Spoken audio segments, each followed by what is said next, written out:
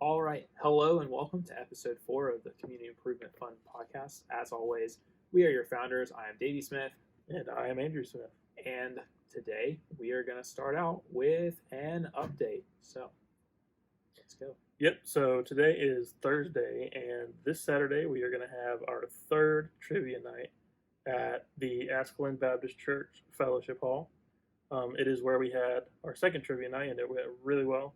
So that's where we are going to have our third one, and we were really excited about that. I have a good feeling that this should be our highest turnout of any of the trivia nights we have. So hopefully we'll make some pretty good money and move the needle on Saturday. Yeah, and speaking of moving the needle, I think we are just about ready to release our progress page on the website. So website's been a little bit bare so far, just kind of like a meet the founders page and some information.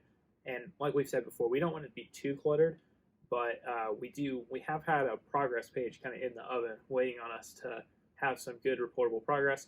So be on the lookout for that. Hopefully should have that up sometime after this latest event.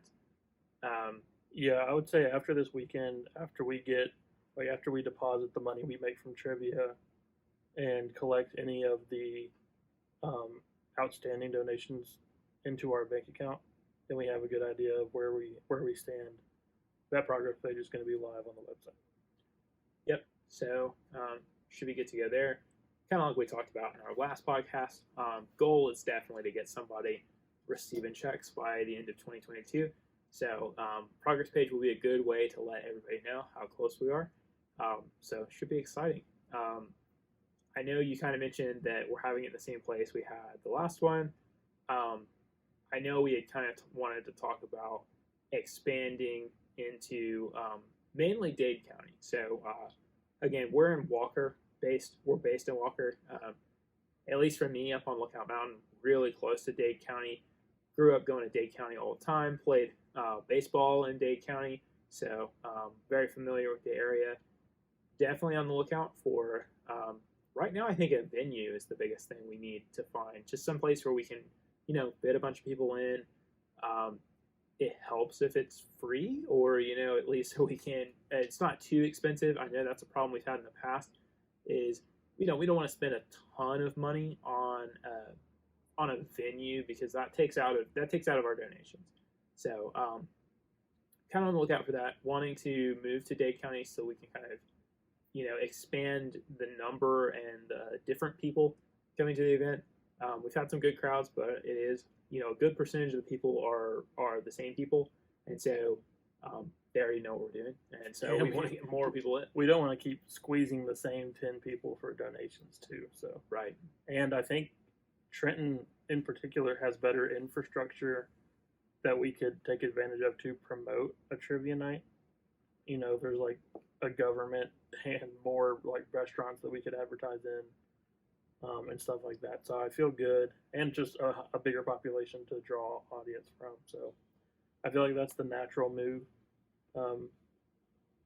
just to take the next step. So I feel good about that. I think this one's going to be really good on Saturday. I've written all the questions. We just got a few loose ends to tie together, and we'll be ready to go.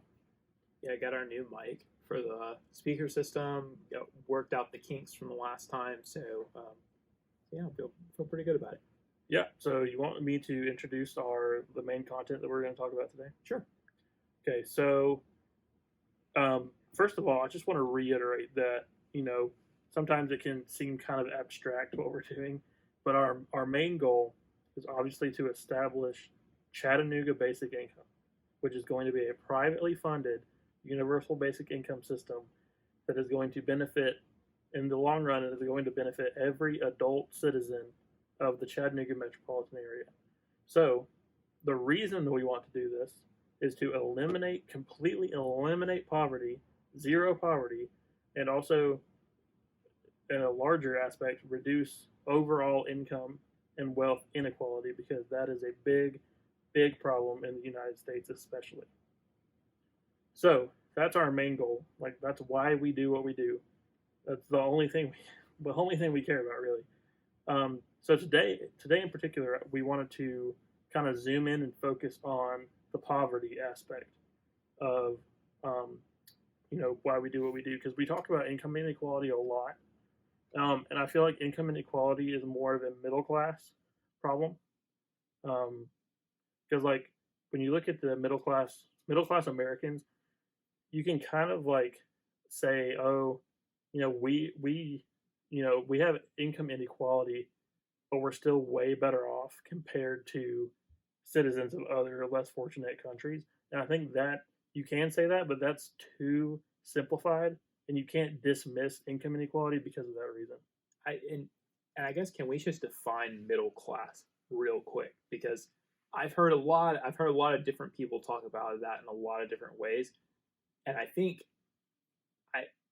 so I guess, how are you describing middle class? So, okay, so when I think about, I don't have a concrete definition in my head. I don't have one written down either. But when I think about the middle class, because there is a concrete definition of poverty that I have, and we'll talk about in a second. Right. So when I think of the middle class, I think of, if you're not in poverty, if you're above the poverty line, you're in the middle class. And then I think the harder question is, where do you become upper middle class, and then when are you in the elite? Because you could argue that anything, like if you're not in the 1%, you're probably just like upper middle class. But there's some upper middle class people that are like super rich, so it's hard to say. Yeah, and so your definition then doesn't have, your definition is like, which I find is kind of strange, is working class is like below the poverty line, whereas I typically think of like working class people as being seeping well above the poverty line. Are you equating working class and middle class? Or are you separating? No, I'm separating those two. So I don't have, working class is almost not in my vocabulary anymore. I only have impoverished people, middle class, and then like, I would call almost everyone that's like well off upper middle class. So, because you can be middle class and still live paycheck to paycheck.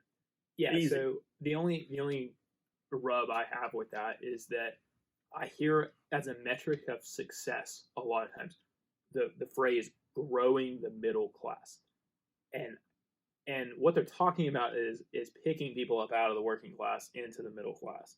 Typically, when we're saying we're going to grow the middle class. So that's why they're different in my definition. I get if you're saying that, but I just want to be clear that that if we're going to say middle class, then the end goal is not just to have people not be in poverty. Like, obviously that's your first step, but you cannot be in poverty and still be living paycheck to paycheck, which is not a good place to be, because you're very close to back to poverty, if you're in that situation. So that's the only reason I bring it up. But I would agree with your definition. I'm not going to put hard dollar signs on any of it, except for, like a poverty line, because right now, especially, inflation is so bad. Like, $50,000 a year doesn't buy what 50,000 bought, last year. So if I had to think conceptually about the difference between a working class and middle class, now that I've given it a few minutes thought, just to think of like an example of a family. If you, let's say in a 4-person household, if only one parent has to work and like the other parent could stay at home, and you're fine, you're not worried about paying bills, you're taking a vacation, you're taking multiple vacations, that's middle class to me. You own a home, like you own your own home, you own a car too, you keep cars for a long time, you're not buying a new crappy car every year, right? Right. That's middle class. Working class is where you're living paycheck to paycheck. Maybe you rent, both parents have to work, and then if you have kids, you're paying for daycare. And I kind of think about it too, of like your support system. I feel like middle class families tend to have a better support system, whether, maybe they live close to their parents or something, they have help. Whereas working class can struggle more in that regard too. Yeah, and I mean, ultimately, that could also just be the effects of generational poverty as well. The deterioration of like a support system. Well, that can be the reason that you haven't moved up into the middle class. Right. Yeah. Exactly. That's what's holding you back. So that's just how conceptually I would distinguish between working and middle class if you want to. So, but in my everyday speech, I would conflate the two. There's overlap. Yeah, there's definitely overlap, and again, I don't know. I feel like I don't think a working class should have a negative connotation, and it sometimes does. Like people sometimes use it in a negative way. Well, that's what I'm saying. Like the way I use it, almost everybody in America is working class. Right. Like if you have to get up and go to work every day, you're working class. Right. Exactly. So I don't know. So yeah, that's a good conversation though, and that maybe we can have another episode talking about the middle class. Because I think there are some issues that are particular to the middle class, and that maybe people do think like, oh, you're middle class, you've got nothing to complain about, right? That's not the case at all. And that is a big aspect of what we do too, because we are not limiting our monthly checks strictly to people in poverty. We want to include the whole population if we can, but especially middle class families as well. Yeah, and I know we want to focus on poverty today, and largely because that's where our little $20 checks are going to have the biggest impact. So right, because I know we get this question all the time. It's like, well, why don't you just give it to the people who need it the most? And it's like, well, we're trying to do that, obviously. Like we want to target where our dollar goes the furthest, but it's for everybody. There's no negative connotation around receiving this check, because a lot of people talk about welfare and food stamps and like, oh, you shouldn't be on that, you should go to work. It's like, that's not one, that's completely false, that's completely ridiculous, and two, there's no shame in accepting help when you need it.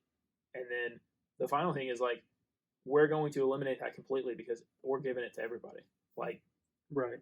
And I think, yeah, while we are small and our checks are relatively small to what they will be in the future, it does make sense to try to get them in the hands of people that don't make that much money, because that's common sense. That'll help. So first of all, because we didn't really have hard numbers to define middle class. I think there definitely are hard numbers that can define poverty, and then you can define it kind of conceptually as well. So I was doing research for this episode, and almost every number I'm going to say comes off of census.gov or censusbureau.gov. And then I have just like some of my own math that I talked about too. So, but almost everything comes off of the Census Bureau. So in the United States, for a family of four, if you make $27,000, $27,750 annual income or less, in a family of four, you are in poverty. That is the poverty line. About roughly $28,000 a year. So for a family of four, kind of to put that a little more concretely, roughly it would be if one parent works, or there's one worker in the house making $14 an hour, which is almost double minimum wage, by the way. Making $14 an hour, you're in poverty.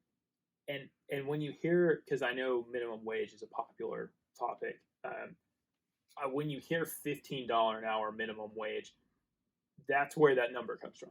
They're saying, well, if we pay people $15 an hour, if you work full time at that rate, you're above the poverty line for a family of four, and that's good. That's a good first step. But man, you're not that high above the poverty line, like we just talked about. You got a long way to go past the poverty line before you're comfortable and you're safe from sliding back into poverty. So, yeah, I mean that's a pretty high number. Like, if you think about it, I know it's for a family of four, and that's kind of expensive. And so, you mentioned the minimum wage is about half of that right now. I mean, a $7.25 minimum wage, federal minimum wage, is a joke. Yeah, like no one would accept that wage. Like that's why you don't really see anything, especially around here, offering less than $10 an hour is about what the least that I see on like signs and stuff.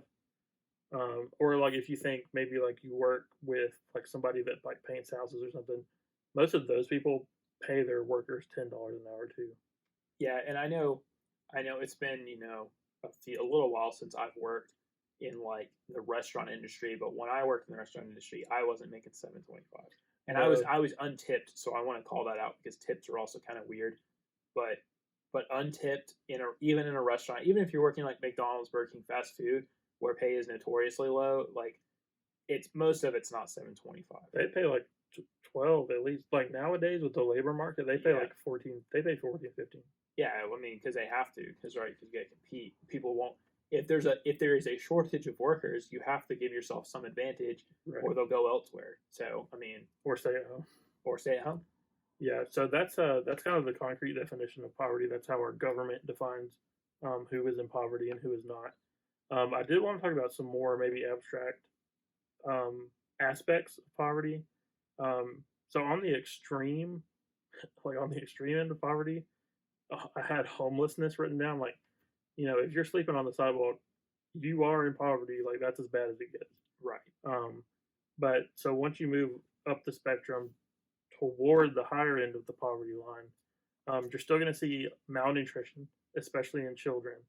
Um, kids and adults are going to be missing meals a lot of the times. That's why free and reduced lunch at school is really important, because sometimes that might be the only, if they eat breakfast and lunch at school, that might be the only 2 times they're going to eat that day. Right. So that's really important to provide those meals to kids. So malnutrition, as you move farther along the spectrum there, you still have low self-esteem. Like if you're in a family of four and you've got $27,000 all year, you don't feel good about yourself, and that's a big deal too, because that's mental health. Yeah, I think about like whenever this comes up and talking about like kids in poverty, especially, I always think of like Dolly Parton, because Dolly Parton we'll talk openly about this. For those of you who don't know, Dolly Parton is a country singer. Grew up. Everyone knows who Dolly Well, Parton. I mean, I hope so, because she's phenomenal. But in case you don't, she grew up in Appalachia, which is around here, like Lookout Mountain, part of that, in poverty, like dirt poor. And so a lot of her songs talk about growing up poor. She's got a couple like television specials that are, kind of goofy, but I like them. And so that's kind of what I always think about is like, she'll talk about like going to school in like homemade clothes, and people like making fun of her. And I think like, if that might be a little bit of a caricature, like I think like Little House on the Prairie like getting made fun of, but it does weigh on you, right? Because if you're a kid and you don't have stuff that other kids have, I mean, even as a kid you realize that, and it weighs on you, and that's something that sticks with you too. And the parents too, because the parents feel guilty about, because really, I mean, it's not their fault. They're in most scenarios they're trying as good as best they can, and you feel bad if you can't give your kids everything they want. I know, like sometimes, my wife Logan works at a school where they're a lower income school. Sometimes they can't afford to like go on the field trip that all the other kids can go, and I think there are like subsidies for that. Like the school can pay for some of them. Like that sucks too. Like if you have to stay at school while like all your friends go to a cool trip or something. Right. I mean, I think that's just a crime, honestly. Like yeah, like the school, it shouldn't almost. I know they're underfunded, right? But like they shouldn't really charge to do that. I mean, and if you have to, you have to. But I mean, like, I know nobody out there wants to deny a kid an opportunity like that. Because I mean, I think about some of the like best, most formative memories I have are from school, or like field trips to places. Like I remember in high school going on like college visits. Like we went to like a bunch of Georgia schools, a bunch of Georgia colleges, and like I had never been on a college campus before that happened. I'm sure a ton of other people hadn't, and we're like walking around college campuses, and that's like, and because I didn't really, I wasn't away from home a lot growing up, and so being able to go and visit, even just for like a day, to go walk around a college campus and see how cool it was like, it was like, okay, like definitely something I wanted. And I mean, the kids going to museums, you know, that's cool. Going to see. Oh yeah, we went to the bodies exhibit when Yeah. it was in Atlantic Station in Atlanta. Yeah, Did you go to that too? Yeah, and it's still in Atlantic Station. It's like a permanent exhibit there now. Yeah, that was really cool. Yeah, so that was a good trip. I mean, things like that. I mean, if you're, and we're talking about like older field trips, but even like kids, like I don't know, in elementary school going to the zoo, like all your friends going to go to the zoo, but you didn't have $10, so you can't go to the zoo. Like I mean, that's just a hard situation to be in. It's embarrassing. It is embarrassing. Yeah. And you remember that. I mean, I'm sure anyone out there that had to miss a field trip, yeah, I bet you remember it to this day. And so it's, you know, it's the little things. And you talk about like homelessness. I mean, I think that's what everyone thinks of first when you say poverty, but they're not thinking about families of four barely getting by. You know? Yeah, like people you know that have had to like not eat dinner and be laying in bed at night hungry because they can't afford to eat. Right.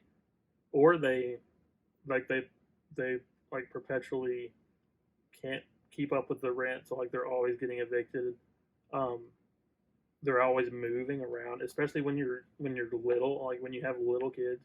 If you're constantly bouncing around from like house to house or like apartment to apartment, that unstable environment hurts the development of the kids. And even worse if you're in a situation where you're having to change schools. Like yeah. I remember growing up, there were kids who were there one year and were not there the next. And as a kid, obviously I didn't understand it, but now as an adult, you look back and you say, okay, well they were having to bounce around to find a cheaper place to live.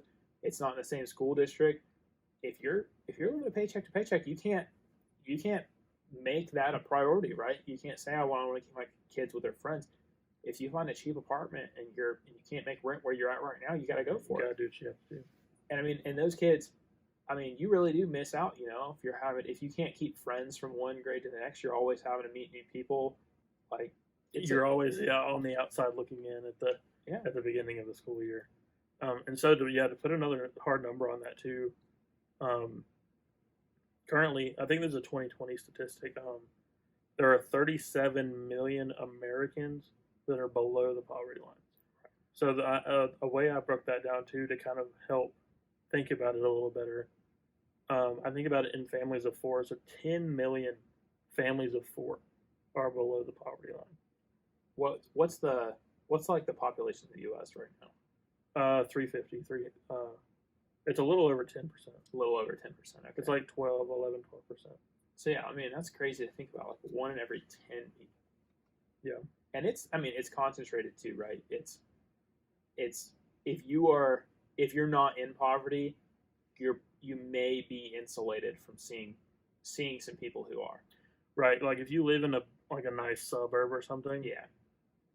Especially like on the outskirts of big cities. Like I went to college with a couple people that were from like the Dallas suburbs or the Atlanta suburbs, or maybe like Chicago suburbs too. And like they definitely didn't come into contact with poor people like on an everyday basis. Whereas here, you know, we're in the Chattanooga suburbs, where we grew up was considered a rural area. Yeah.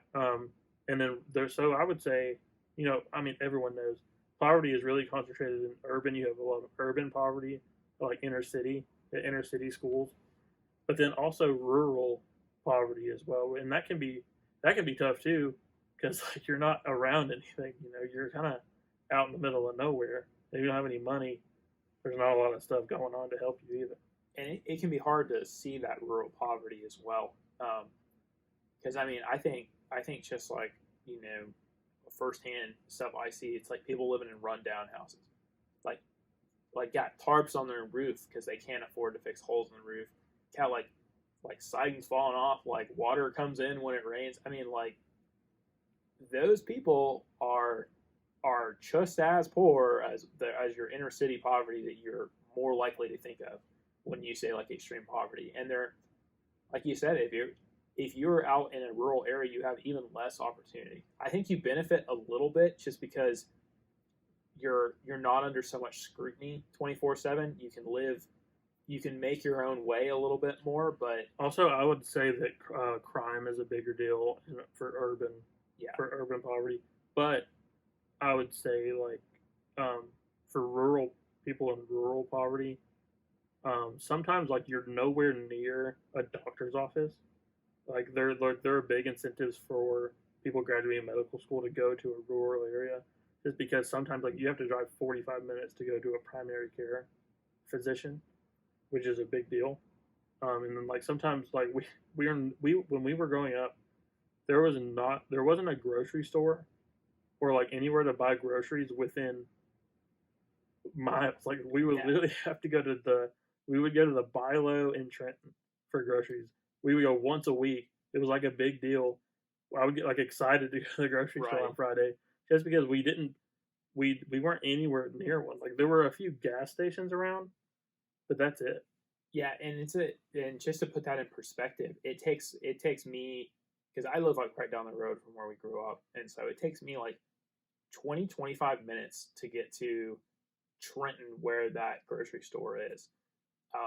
Since then, though, a Dollar General has like a Dollar General market has opened in like really close to us. It's like 5 minutes from my house, and I know Dollar General actually gets quite a bit of heat for their business practices. I've seen many an article saying like Dollar General preys on rural populations and they charge more and for people who can't buy in bulk and it's predatory.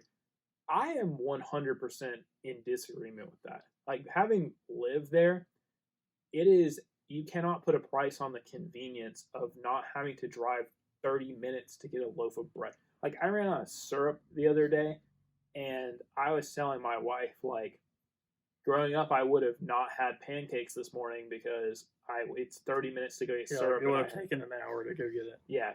And now I can run to the old DG in 10 minutes and I'm back at breakfast. So it's like it's a big deal. I'm sure they charge more, but it's a game changer. Like it makes business, baby. Yeah, it makes life that much better. And have you seen the memes where like the people like step out of the thing on Mars and there's a Dollar General? No, but that's funny though. So I would even say about Dollar General too. When I lived in Nashville, there's stuff everywhere in Nashville, but the closest thing to us where we would just go to get like snacks and stuff was a CVS. But then a Dollar General Express opened like one block down. I never went back to CVS because the Dollar General was just like had all the same stuff, but it was half the price of CVS. Yeah. So I'm kind of a fan of Dollar General as well.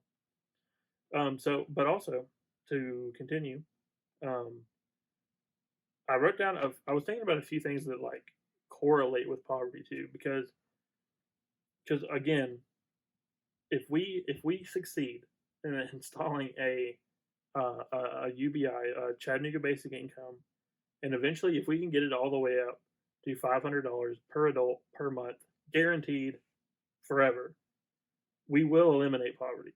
And I wanted to think about all the things that would either also be eliminated or greatly benefited with poverty. So what are all the things that are positively correlated with poverty? So I just wrote down a few that I could think of, and maybe we'll think of a few more as we go. But first of all, like a big one is crime. And so both, like you're both more likely to commit a crime or be the victim of a crime, if you are in poverty. And a lot of that is because of desperation. Because like people love, I guess you could say, criminalizing criminals, looking down on them. But like a lot of the time, like you do it because you have no other option. Like you're gonna shoplift because you're hungry. You're like your kids are hungry. Like if you don't think you would do that in that situation, you're absolutely out of your mind. Yeah, I mean, going back to the theme of the Dollar General, like the Dollar General has the anti-theft stickers on like shampoo, and like baby formula, and it's like when you look at shoplifting, what people are taking, a lot of times it's stuff like that. I mean, like every now and then someone lifts a PlayStation or something out, but most of the time it's like essentials. Yeah, it's like, I mean, I think of like like Les Mis, you know, like I stole all of my like that's like that's kind of the thing that a lot of times is what's going on, but you don't often see it characterized that way, right? Right. You know, a lot of times you're like you see people like, oh man, people just walking in, clearing out stuff and walking back out, but it's like I don't know, like not a lot of times you see people like clearing out the wine aisle at you know like Yeah, the like, have you grocery ever store. witnessed a robbery? No, Me either. Like, it can't happen that often. You know, if it was that bad, you would see it. And I'm sure that if you live in the city, you see it more, but it's exaggerated and it's demonized. Is yeah. the right word. Yeah, and I mean, and we're talking about like grocery stores and convenience stores. I'm sure there are other lines of business where other types of shoplifting are more prevalent. Like I know power tools get stolen quite a bit, but that's really not the same kind of thing we're talking about. Right, yeah. Yeah, so and we already talked about childhood malnutrition too. Right. And that can that can just put you at a big like disadvantage. If you're in a like if you're not getting enough calories when you're little, like your brain's not going to develop, and you're screwed out of the gate, and like that's so unfair. I think the opposite is also true, right? Because obesity is also a correlated problem. Like not being That's able to still eat. malnutrition though. Yeah, it's still malnutrition, but I don't want people to think about malnutrition as like Like starving. rail thin, skinny, yeah, starving all the time. Because it can also be like, oh man, like I can't afford to buy organic avocados at the grocery store, so I've got to buy like microwave meals. And Or stuff maybe like that. too, both parents just have to work so much that they don't feel like cooking when they get home, so they pick up fast food on the way home because it's easy and convenient. Like I don't like we've talked about that before. I don't blame you on that one at all. No, I feel that. I'm the same way. So yeah, childhood malnutrition is a big one. I just finished a book, The War on Normal People by Andrew Yang, and he has a whole section devoted to the effect of a single parent household on Right. children, and if you control for income, so like naturally, if you have one adult in the house versus two, you're probably not going to make as much money because a second person could go to work.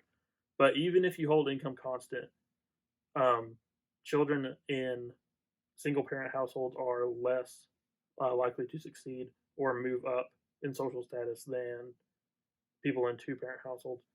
Do they give like any reasoning to that claim, or is it just like presented as a statistic? I would have to go back and look.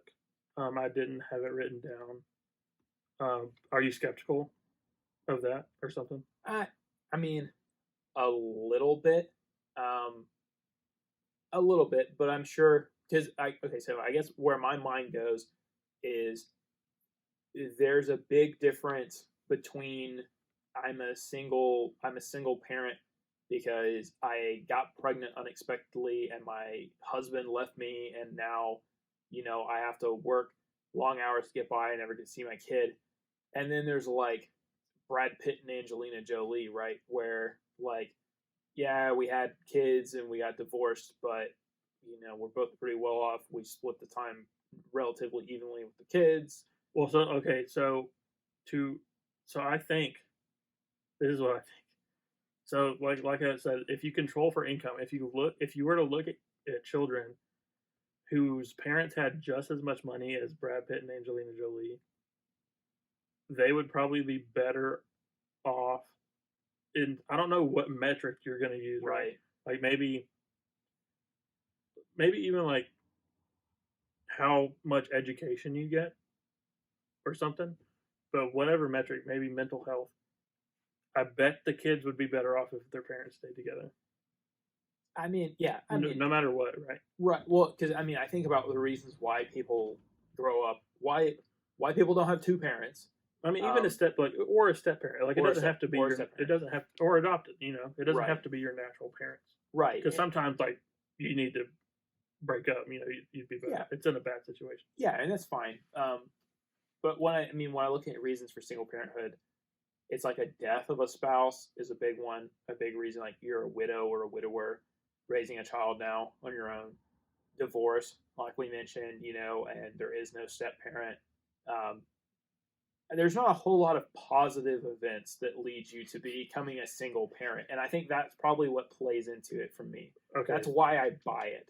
There's probably a little bit of nuance to be talked about there, but in general, I think that trend would hold up. So going off of that though, so divorce on its own um, is correlated with poverty. You're more likely to get divorced the less money you have, probably because also teen pregnancy is higher. And so, like, well, teen pregnancy, you're probably not even going to marry your baby daddy in the first place, Right. so you're probably going to be a single mom from the get go. But even if you stay, even if you stay together, the odds that you get divorced are so high. If you get married in like high school or when you're 18. Right. And you're saying teen pregnancy is also on the list of things that It increase. is. Okay. I mean, So those play off of each other. yeah, and then I would also think that like just financial stress has to be, any stress is hard on a marriage, but financial stress especially, geez. Okay, so yeah, these kind of all play off of each other, right? So we've talked Right. about crime, we've talked about divorce, high school graduation rate is another one. You're Yeah. more likely to graduate high school, and then go on to do community college, trade school, or whatever. And I think that's an important one too, because I want to call out that it's not like, I don't know. I think a lot of there's also this like rumor or misconception, I guess, that like, oh well, poor people don't value education, and that's why they're. And I mean, that's not true. Like, if your parents cannot make rent, and I turn 16 and I can go get a job, it's pretty freaking tempting to go and get a job and help pay the bills. And I mean, I work Or you're just in a bad situation, you want to get out of your parents' house, right, and that's your ticket out, right? You're saying, well, I can go work minimum wage for 40 hours a week and get my own apartment. Like that's I'm not saying that's a bad thing. I think there are plenty of people in that situation where that's something you have to do.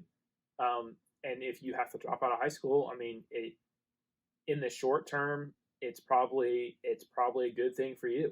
And long term, you're a little screwed. But I mean, it's some people don't get that luxury, right? Some people don't get the Right. luxury to plan for the future like that. So I mean, all of these things on this list obviously are not. I want to be clear. Like I'm not blaming people in poverty for anything on this list. Absolutely. You not. are a product of your environment, and it is something. At the vast majority of the time, that your life experience is something that's happening to you, and it is not. You are along for the ride, right? For a good percentage of your life. I would argue 100%. Yeah, possibly 100%. So, yeah. So another big one, I just want to hit on like drug use. Obviously, drug use, divorce, suicide, domestic violence, even independent of divorce. Even if the parents stay together, domestic violence is Right. a bad outcome for everyone involved. So the last one I wanted to talk about on this list is kind of a societal issue that results from the presence of people in poverty, is that increased healthcare spending. Yeah. So the more like the poorer you are, the more I don't even want to use this word, but like it's almost like a burden to society. Right. The amount of money that we spend in healthcare because people are poor. Like if you solve for poverty, the amount of like everyone's medical insurance would be cheaper if we solved the poverty problem. Right. I don't know how much how much time you've spent in the emergency room, and I hope it's not a lot for your own sake. But in my life, I've been in the emergency room quite a bit for various things. Kidney stones. Yeah, kidney stones mostly. But the emergency room is full of people who cannot afford to go to a regular doctor and are there because an emergency room will not turn you away. Even if if I've got like a bad cold and a cough, and if you don't have anywhere else to go, the emergency room is often where you end up. And anyone who's been in that situation knows, like, man, if these people could go, if the vast majority of the people in here in this waiting room with me could go to their normal doctor for like a even just like a wellness check every once in a while, or hey, I'm sick, I could just I'd call my doc, roll up to the office, they give me something, go home. Like the emergency room would be empty.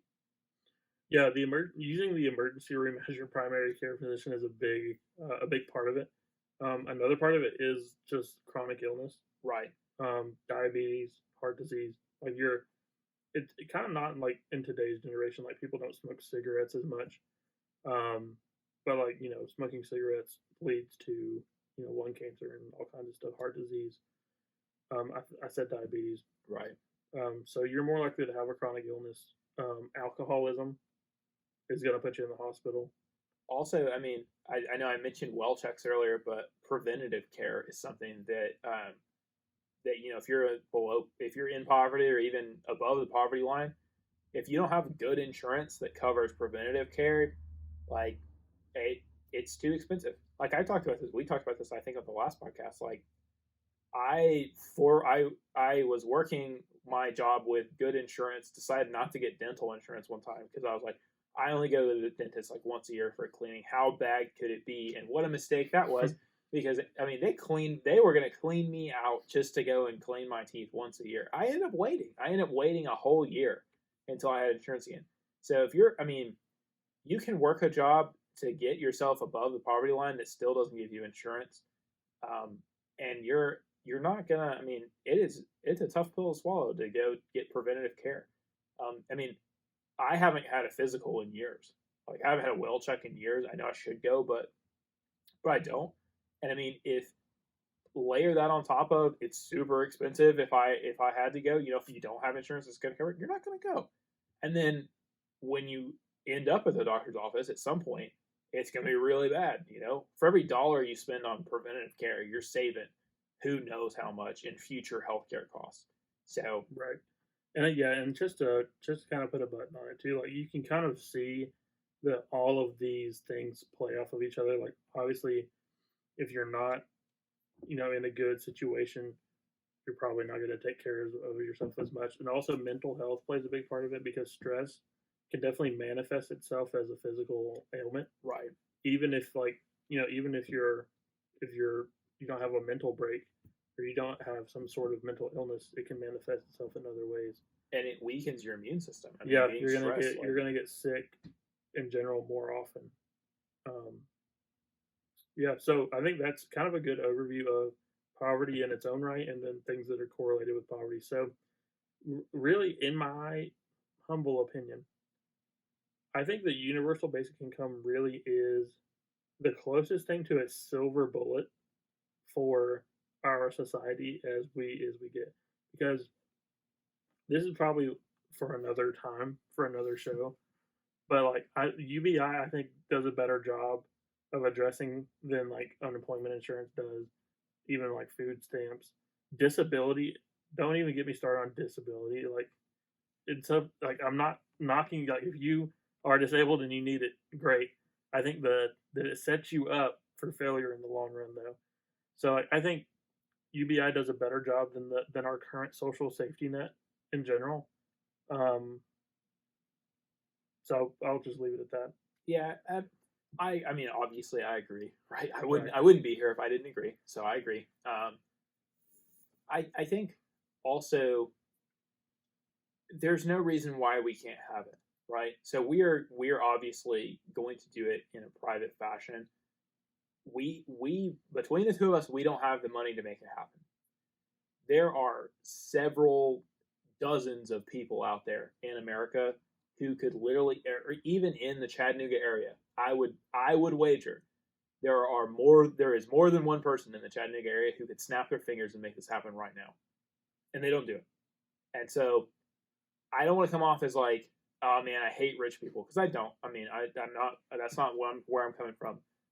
But I think that we especially in America live in a post-scarcity society, and walking down the street, you wouldn't know it. And a lot of it's because the wealth is aggregated at the top. Like we talked about the 1% earlier. Like people don't realize how rich Jeff Bezos is. Yeah. Like And there's a great visual I found of how rich Jeff Bezos is that you can play along on your computer. I'll link it. I'll link it in this YouTube video because I think it's that powerful. But like Jeff Bezos, Bill Gates, your big name, Elon Musk, your big name rich people. Even me personally, I've looked into it. I have no actual concept of exactly how much more money they have than the richest person I've ever met in my entire life. The biggest display of wealth I've ever seen in my entire life is not even pennies to these people. And when I don't know, it upsets me to think that, I mean, because even in the Chattanooga area, you have some people who I would put in that ultra wealthy category. Again, who could be making things happen and don't. And so I get it. Like you want to have generational wealth and you want to maximize your wealth. I don't knock you for that. I mean, this is a capitalist society. Like, we're all capitalists here. It's the way you play the game. That's how you got to be that rich in the first place, right? You're going to keep doing what got you there. But I don't know. I have to think as a whole in America, we could be doing a whole lot better. I mean, I've said it before. If somebody dropped us $1 million in our little thing, like, we have concrete steps on how we could make a real difference with $1 million. I know $1 million sounds like a lot to a lot of people, and again, in the Chattanooga area, to a good amount of people, $1 million is something you can afford to throw away, and it does not negatively impact you. So, I don't know. I don't want to go on any more of a rant than that, but I just think there is no reason to have a tenth of America in poverty when we have so much wealth in America. It's ridiculous. It's embarrassing. Yeah, and I kind of have numbers to talk about that too. So my next section, we've kind of been we've talked about poverty a lot, but like, how do we get rid of it, right?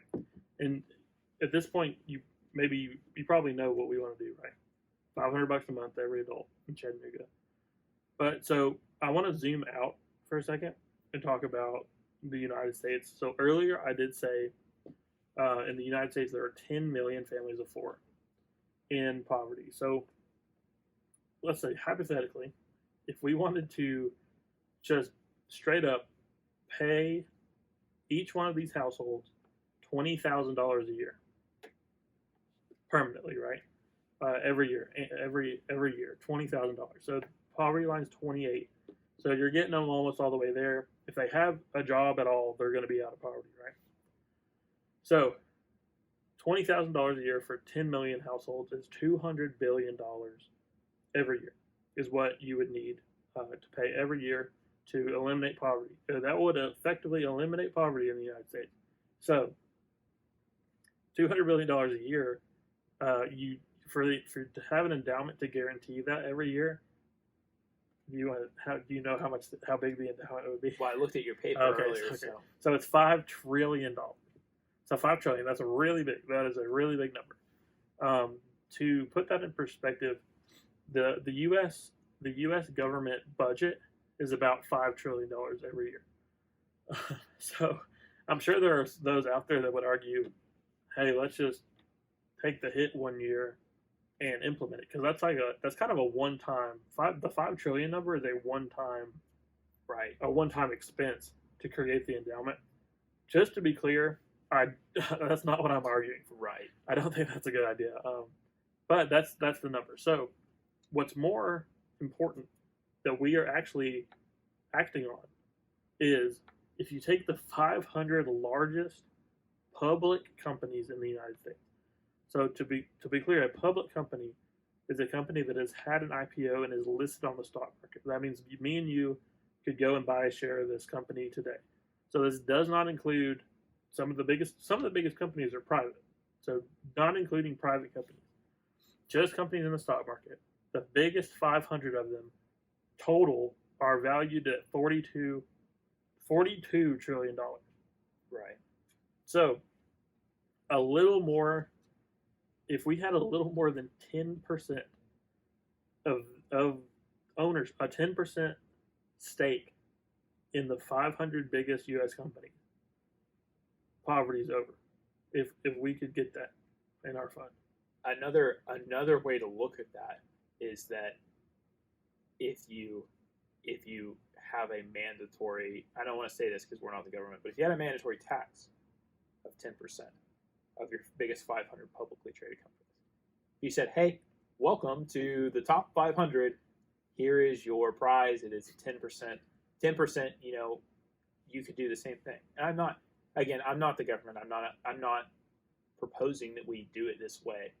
But just to put it in perspective, what we could do, if we were so inclined, is do that. And I think if we really take a step back and you look at it and you say, well, I'm already one of the top 500 companies, is that kind of thing really going to sink me? And the answer is no, because again, if it's a fair, if you say, well, that's going to hurt my bottom line. Well, if you drop outside the top 500, then it goes away. So, well, also it's kind of not even what you're proposing, because the tax, in theory, would be you pay it every year, right? Right. This is a one. We only need it once. If you just said, hey, for the good of society, we're making a decree this year that you have to put 10% of the value of your company, donate it to us or whatever, pay it as a tax, however you want to say it. That's all. That's one time. You don't have to do it every year. Just do it once. And I mean, that's pretty crazy, right? I think in my perfect world, we would announce it a year in advance and then watch companies scramble to drop outside the top 500 so they don't have to do it. But there's going to be a top 500 of somebody, right? Yeah, exactly. I mean, I agree. I think it's, again, just goes back. It's just like, think how much money that is. 500 companies, like 500 companies. Like, I'll wager you could probably name 100 companies, if you were just thinking about it. And a lot of the ones you name are going to be in the top 500. Yeah, because I'm like, the top three are like Apple, Amazon, and either Microsoft or SpaceX. There's another one. No, SpaceX is private. Oh yeah. Tesla. Apple. No, it's big, but it's not one of the biggest. Because there are only two. Apple and Amazon are the $2 trillion ones, right? Yeah. I don't know. Apple, Amazon, and Microsoft are all pretty big. I guess when we say that number, how heavily weighted is it towards the top? Because like we say, Apple's $1 trillion. Obviously, they're not all $1 trillion because that'd be 500 trillion. So yeah. I mean, it's not that much. I should have looked up like number 500 to give you like a perspective. Right. Maybe I'll do that next time. But so yeah, just to reiterate, if we amassed a 10% stake in the top 500 public U.S. companies, that'd be it. That'd be all we need to have 0 people in poverty, down from to take 37 million people out of poverty. So another thought experiment is that if you just said, hey, if you own a share of one of these top 500 companies, which most people that have mutual funds would, because that's what a lot of mutual funds have in them, you say, if you donate 10% of any shares you have to everybody, that would do it. Furthermore, we've talked about it before that most public U.S. stock is owned by the richest people in America. Right. So like, it's not like if you just got it from them, that would go a long way, Like, oh man, like I just feel like this is such. The numbers are big, but it's not that crazy. Like, if people realize that they could do it this way, I think it's compelling. Yeah. Maybe it's because it's my idea that I think it's compelling, and like it's because we sit around and talk about it all the time. But I feel like it is compelling. Well, I also can't help but think. If we execute the plan, we don't have to get all the way there before people start to realize that, hey, wait, this is really going to work. Yeah. We don't have to get very far at all before I think people are going to realize, hey, this is actually going to work. And I mean, if you want to steal this idea, please do. Right? Do it right now and do it wherever you are. Just like this is not. We're not in this to get famous. We're not in this to have people look at us and be like, oh, those guys are so smart. No, like we're in this to remove poverty from the Chattanooga area, right? So if you have if you're sitting at home listening to this and you're thinking like, wow, this is a good idea. I don't live in Chattanooga, but I live somewhere else. Like talk about this idea with people who can make this happen. You know? Yeah, and ideally, so I would prefer that you reach out to us Yeah, agreed. and talk to us about it. Talk to us about ideas you have too, because we are super open minded to new ideas as well, and maybe enhancements that you can make to ours. And also, like, hey, if you want to say maybe start like a fundraising campaign wherever you are, and say, hey, if we raise money for these guys, maybe we could convince them to start what they're doing in Chattanooga, start a branch of it wherever you are too. Yeah, I mean, I'm open to any kind of collaboration. Because I mean, honestly, we are focusing here because we live here, but a person in poverty anywhere, getting them out of poverty is the same as getting somebody else out of poverty. So right. So to keep it so that was talking about the U.S. at large, right? I kind of want to zoom in on the Chattanooga area as we wrap up here, and specifically, I do want to zoom in on Dade County, Georgia. How much time do we have? So we're at an hour right now. So we got some time. All right, we're good. Okay, so just to clear it up, Dade County is the smallest of the 6 counties by population and by size, I think. It's the smallest of the 6 in the Chattanooga area. It's also like like you said earlier, we spend plenty of time there. We both played baseball there when we were kids. That's where we would go for groceries and stuff when we were living at home. So, Dade County, Georgia. The main city in there is Trenton. Trenton's the only municipality in the county. But the county at large has a population of 16,000 people. The poverty rate for Dade County, again, this is a 2020 statistic, I think, 17.5%. So it's a little bit higher than the national average.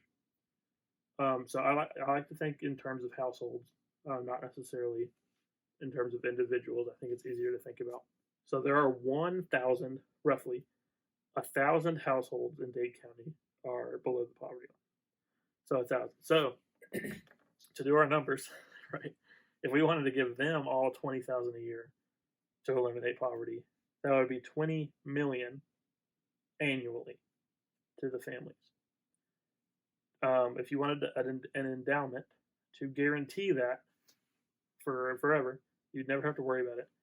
It would be $400 million. $400 million endowment. So that's eliminating poverty. So at our current payment, which is $20 a month for every household for these numbers, that would only be $240,000 a year. There are people around here with that much money in the bank right now. So $240,000 to be sending a check to have reached every impoverished household in Dade County. The endowment would only need to be $4.8 million. And I think that is a super, super realistic number to get to $4.8 million. And I think about like the impact that would have, because we're talking about like literally the smallest way we can carve this up. But think about the impact. I mean, I don't know. Again, if you're watching this, I don't know if you've been to Dade County, you've been to Trenton, but like, it would be a completely different place. Yeah. Honestly, if you had lifted everyone there out of poverty, think of the opportunity. I mean, how many good ideas are waiting out in Trenton that people have, but they can't execute because they gotta do what they have to get by. I mean, like, it's nuts to me. I mean, we spend so much time with people in poverty just trying to get by, and it robs you of life, honestly. Like, if all I can afford to do is go to work, come home, eat something cheap, and I'm exhausted, and I go to sleep and wake up and do it again, like, your life is gone. Like, yeah, it's just what's the point? Yeah, you're just toiling, and I mean, and to lift that many people out, like Dade County. I mean, those numbers we're seeing kind of sound big. It's a lot of money, but in the grand scheme of things, it's really not. Like, it's not. If we got a couple of if we had if we ran into some luck where a couple of rich people gave us a sizable donation, and then like we got some traction with like somebody semi-famous or semi-well-known in the area decided they liked what we were doing and promoted us a little bit, we could get there. We could get to 4.8 billion in no time. That is a Right. small number. 4.8 million is nothing. And remember, so 4.8 million is just the $20 a month to all the people in poverty. But still, like that's a pretty big deal too. So like every person in poverty would be getting a check from us every month, and at that point, we could focus on increasing the amount of the check. To be clear, though, I think we would increase the amount of check before we got there. I think so too. Because that's a lot. Because I mean, that's a lot of people to be getting checks that are only $20. So I agree. I think. I mean, again, we talked about this before. I don't know what that balance is. I don't know how we balance wide versus tall on these payments. But if we're giving 1,000 people checks, I'm gonna be in the mindset of like, let's bump this up. Yeah, I agree. We'll definitely get there. We'll know when it's time, I think. Right. I mean, I would rather be giving 100 people an actual life-changing amount of money than to be giving 1,000 people not enough. I would rather be give 100 people 200 a month than 1,000 people 20. Yeah, I agree. Which is the trade-off. So yeah, but so I don't even think so. What I said, 400 million to eliminate poverty in Dade County. I really don't think that's crazy either. I think you would reach a tipping point before you got there. I have to think that if you eliminate half of all poverty in Dade County, that's a big enough shift to wake people up. I think if you bring 200 people out of poverty, or if you give 200 people, what I said, if you give 100 people $200 a month, that's pretty big. Like that's noticeable. That is a noticeable benefit. But so like think if we succeeded at doing the 400 million, think about all the things we talked about earlier that correlate. Think if you live in Trenton, think about this. Think about if you lived in Dade County and there was very little crime, very little drug use. Think about all the people that like overdose on fentanyl and use drugs. Right. Like think about how that affects families. Think about if the graduation rate of Dade County High School was like 99%. Right. Think how that would change. Think if there was not a child in Trenton or in Dade County that ever missed a meal. And think about how if like the healthcare spending, people would probably notice on census numbers that the healthcare spending in Dade County significantly dropped. It would be an anomaly. Yeah, it would be to a point where people would be doing studies and be like, "Hey, what is going on here?" Yeah, it would catch the attention of, hopefully, unless you're just a bureaucrat, flipping pages. But like it would stand out statistically in the surrounding area. Yeah, I mean, you hear all these stories about, well, this city in Japan has people that live to be 100 years old, and I wonder how they do that. It would be that kind of thing, and people would be like, "Why is Dade County the happiest county in Georgia?" And like, why are things so nice in Dade County? And it's not unachievable. It's not crazy. It's not even it's like, I feel like you hear a lot of people pitch things that are like a pipe dream. You're like, oh, well, yeah, sure. And I would, use $100 bills for toilet paper too. But it's not like that. I mean, that's not what we're talking about. We're talking about $500 a month to people. Like, is that really crazy? No, it's not. It's achievable. And I think that's what makes this idea something that's going to work, because you can we're talking about the impacts.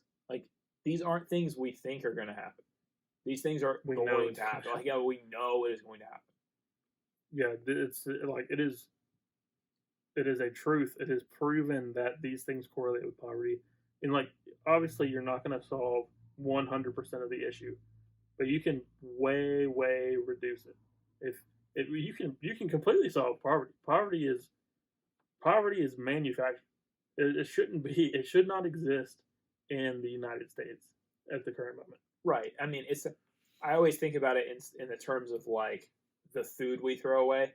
Mhm. Like there should be no such thing as food insecurity in the United States when Dunkin' Donuts is filling garbage bags full of donuts and bagels out every day. You know, that we throw away more food in the United States than the entirety of the United States could possibly hope to eat. And so it's it's the same thing, right? Where we have hoarded wealth in the United States that is sitting there doing nothing. It could easily be being leveraged to lift people out of poverty. And honestly, if the richest 100 people in America decided to do this, they could do it tomorrow. They could do it. They could call us on the phone and give us the money to do it completely, literally with the snap of a finger. Right. And instead, they're going to sit on billions and billions of dollars that they could never ever spend. Right. And I mean, and for what? Right? And so I mean, that's why I think you're going to have to do this yourself. Right? I'm not rich. Well, that's the conclusion we've come to. Yeah. Right? Is that, hey, I don't trust rich people to do this ever. I don't trust the government to vote in a universal basic income policy or even a competent social safety net at this point. I don't trust rich people. I don't trust the government. I guess we'll do it. If we have to do it $1 at a time, it's going to take us a long time, but we're going to do it. So we need people to realize. That's why we wanted to do this style of podcast today. We wanted to get concrete about what we're talking about, what problems we're actually going to solve, how we can solve it, and we want, as soon as other people realize that, they're saying, like, hey, I need to donate as much money as I can to these people. I need to donate to the Community Improvement Fund, because the bigger this thing gets, the more visible it's going to be, and we can actually start making a difference. Right. Yeah. It is shameful that I am the best to offer for this cause. Right. Like, yeah. It really is that it is. And, I wish I could do more. If I had, I wish I had a bunch of money. Yeah, I'd dump it right into this. I always say, I think about, I almost want to say, like, I'm the poorest, like, humanitarian I've ever met. Right. like some philanthropist. Yeah. I am, right? I was like, I'm the brokest philanthropist of all time. Yeah, and I mean, and to be quite clear, like we're the number one donors to the Community Improvement Fund right now, where we are. Yeah, we're self-funding it as much as we can, but we just don't. We're not rich. Yeah, we don't have the kind of funds to move the needle on this. So that's why also, for the money we're putting into it and the time we're putting into it, it's focused on outreach and fundraising, because that's just a way to amplify the dollars. Yeah, I mean, I think it's a good investment and it'll pay off. It's just slow. But like we said, like we know it's a good idea. We know it's going to work. We say all the time, the question is just how long it's going to take. Right. And the more people we can open their eyes to how real this is, and how real the problems are that we can solve, and how real they are locally too. Like, it's your neighbors, that we're helping, and it's you too. Yeah. So just talking more about Dade County, I think that we talked earlier about how we want to do our next like trivia night or event or whatever it is in Dade County. I think it's good to be present in the communities too that we're helping. So that's one thing I want to get better about. Of course, it's hard because we're starting out. We don't have a following. We don't have a lot of cash on hand to do things like that. But even if it's as simple as having a trivia night somewhere in Trenton to where people can see us walking by, see us out there, like, that goes a long way. Because I don't want to just be some random people who come into a community promising big things. Like I'm your neighbor, right? Like you'll see me driving around in my little red truck, like I really am in this community. Like, I grew up here, I'm here all the time. Like, it's like I'm your neighbor, and I'm out here trying to make things better for all of us. And so far I feel like we haven't gotten a lot of people who are who are just jumping at the opportunity to come help us. But I think that'll come. I think people will see like, hey, this is a good idea. This is something I want to get involved with, and I think we'll be ready when those people want to join us, want to help out. Like, let us know. We'll put you to work. Right? Like, shoot me an email. So I've actually had a good number of people that I've actually like sat down and talked to about it. So like, hey, that's like a really cool idea. Right. So, and that's kind of the thing. It also is that it's kind of just an idea right now because we're not physically doing anything. That is going to change in 2022. Yeah. So once it's a really cool idea and people are actually getting money, that's a different ballgame too. And Right. that is coming in quick. Yeah. And then it'll be one person, and then it'll be two people, and then it'll be 10 people, and then it'll be more people, and then Yeah, and so we also are kind of just wrapping up to we still have the raffle ticket offer out there. Yes. So anytime you donate at least $5 to the community improvement fund, you've got a chance to be the first person that is going to be a recipient. As long as you live in the Chattanooga area, and if you don't, you can always you can nominate somebody that does live in the Chattanooga area. Or you can reach out to us and say, hey, do you know of a good person? We're also actively looking for good people to bring into the program. We will get to a point at some point when we can, be selective about who we bring in. So we're definitely looking out for people where we can make the biggest impact. Yeah, and we are going to focus our efforts in Dade County, Georgia. Yes. For a multitude of reasons. Number one, it's the smallest, and we think we can have a presence there. We think we can be influential in Dade County, and we think that if we focus our efforts there, it will be noticed, and we will be able to see the impact the fastest if we focus our efforts there. And again, that is one of the 6 counties in the Chattanooga metropolitan area. Yeah, because I know originally when we were kind of first kicking around this idea, we had said, well, how cool would it be if we could get a neighborhood and Right. have everyone in the neighborhood? Because for one thing, everyone would want to live in that neighborhood, right? If you live one street down from property that, taxes would go. yeah, I mean, if you're one street down from that neighborhood, you're gonna be like, man, I'm missing out. Right. And I think that's a powerful thing to be like. That's a microcosm of what the whole area is going to be, right? Right. Is dang, I need to move to Chattanooga, right? Right, and I mean, and that's a good thing, right? Yeah, Because absolutely. you want your area to be in demand, and not in the Seattle way where you're forced out of your house. But this, just by the pure nature of this program, we're insulated against that, right? Because you already live here, you're already whatever. But so I mean, I think it'll be a good thing for the area. Success begets success, right? I mean, if you're, like I said, if you're lifted out of poverty, that's good for you just initially, so you're not, having a terrible time living paycheck to paycheck. But that also gives you opportunities you didn't have before, and now all of a sudden, hey, I'm doing pretty good for myself, because I think there's a lot of people out there given just a little bit of a lift, you'd really take off. Right. So there are a lot of people out there with good ideas that don't have enough money to implement them. And I also, you made me think too. If all the poor people or all the people in poverty in Dade County started getting this money, guess where they're going to spend it? Right. They're going to spend it in Dade County, right? A big part of it. So if you own a local business in Dade County, maybe you own a boutique shop, you're going to get more customers. Even if maybe you do fine, but you're going to do even better because the people around you are going to have more disposable income, right? Right. So that's going to help. There's a multiplying effect. It's trickle up. It's trickle up economics Right. is what it is. Trickle down economics is a myth. It does not work. Trickle up absolutely does work. Right. Because those people are going to spend. They're going to lift themselves up, and then it's going to spread throughout the community. Right. And also I think of places right now where it's difficult to live just because of poverty.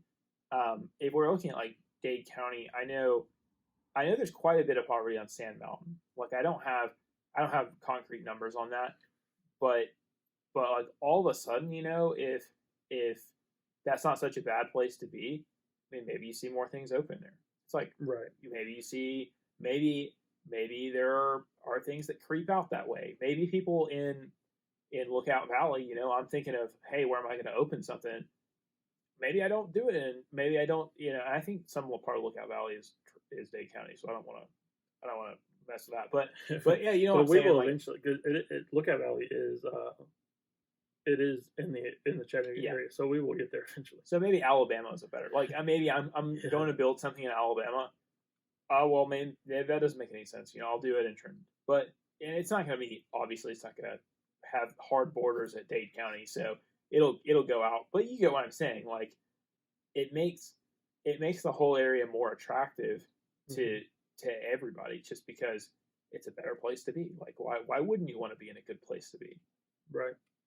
Yeah. So I actually tried to find more specific statistics about Dade County and Trenton in preparation for this episode, and I really couldn't find it. So because even on the Census Bureau, a lot of the more specific statistics weren't available for the county, and they only had Georgia statewide statistics.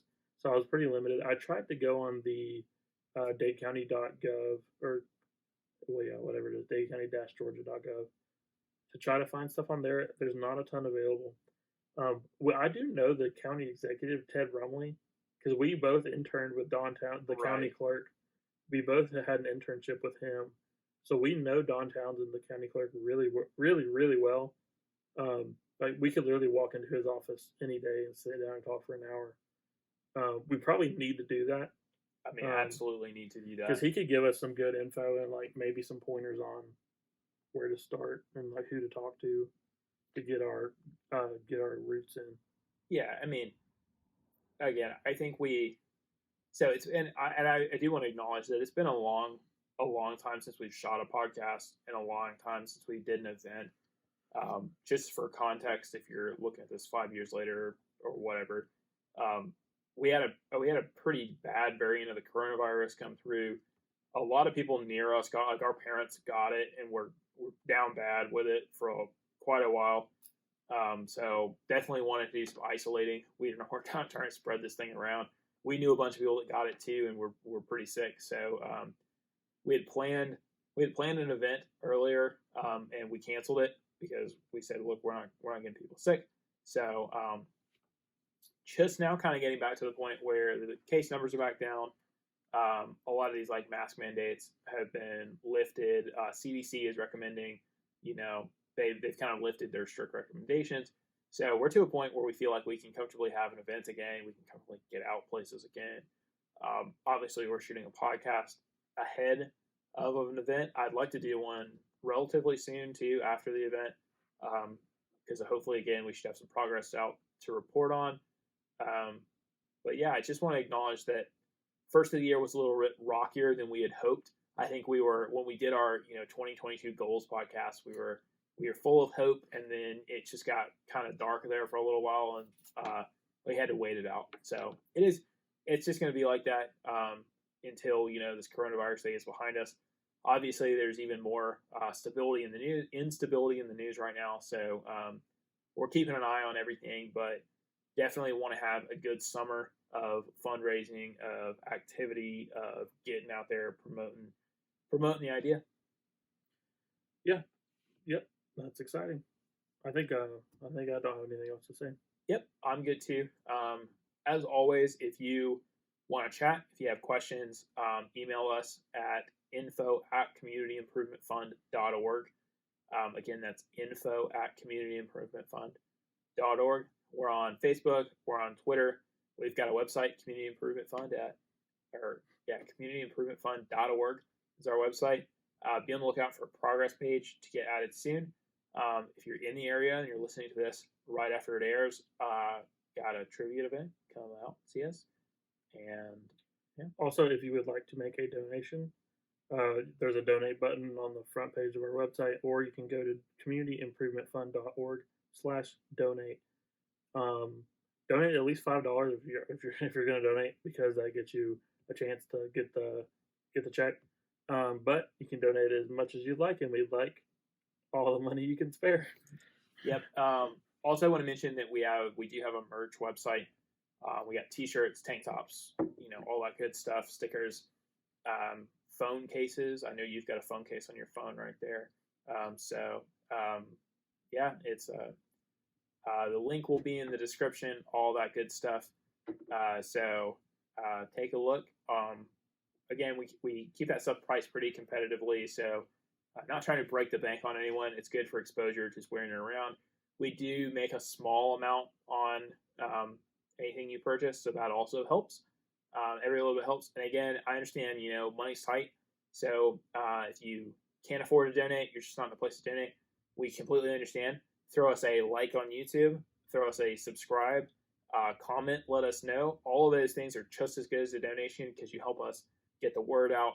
You help us get closer to a point where we can promote this, where we can, do stuff like that. So every little bit helps. We'll all get there together if we just chip in a little bit. So, but yeah, I think we can end it there. Again, this has been episode 4 of the Community Improvement Fund podcast. Thanks for watching.